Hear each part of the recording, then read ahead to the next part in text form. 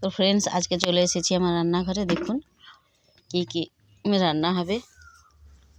কলাই শাক, পালং শাক ভাজা, বেগুন ভাজা, আর এই পাঁচমিশালি সবজি দিয়ে একটা রেসিপি বানাবো, এটাই স্পেশাল। এই যে ফুলকপি, মিষ্টি কুমড়ো, ওলকপি, সিম, বিনস, গাজর, মটরশুঁটি, আলু, সব রকমের সবজি একসঙ্গে কেটে ভালো করে ধুয়ে নিয়েছি।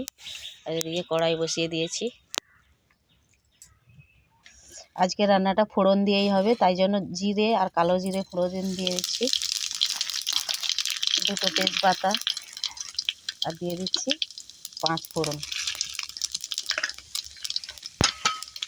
এতে বেশি কিছু মশলা দেবো না। ফোড়নটা পেকে গেছে, ফোড়নের ওপর দিয়ে দিচ্ছি সবজিগুলো।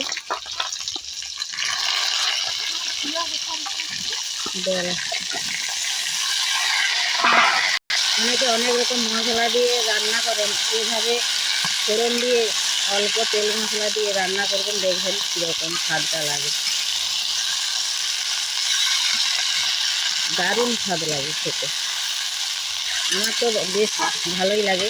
এবারে অন্যরা সবাই পছন্দ করেন কিনা বলতে পারছি না। এভাবে বানিয়ে খাবেন, আর তেল মশলা দিয়ে বেশি বানিয়ে খাবেন, পেঁয়াজ রসুন দিয়ে। কোনটা স্বাদ লাগে বলবেন। দিয়ে দিচ্ছি স্বাদ মতো লবণ আর পরিমাণ মতো হলুদ।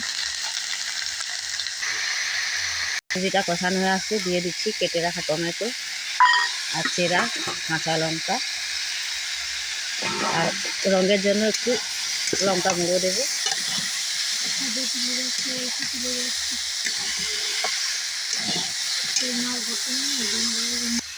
দিয়ে দিচ্ছি 1 চামচ লঙ্কার গুঁড়ো, অল্প একটু আদা বাটা।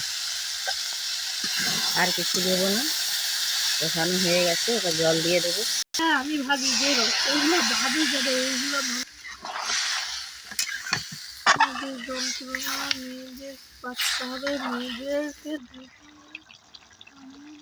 শেষে দিয়ে দিচ্ছি ধনে পাতা।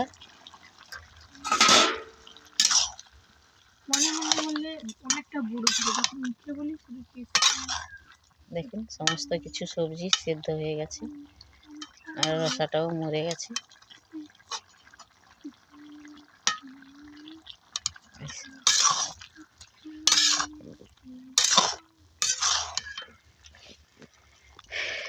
একঘেয়েমি ঝোল ঝাল না ভালো লাগলে এভাবে পাঁচমিশালি সবজি দিয়ে রেসিপি বানিয়ে খাবেন। এটা ভাত, রুটি, পরোটা সবার সঙ্গেই চলে,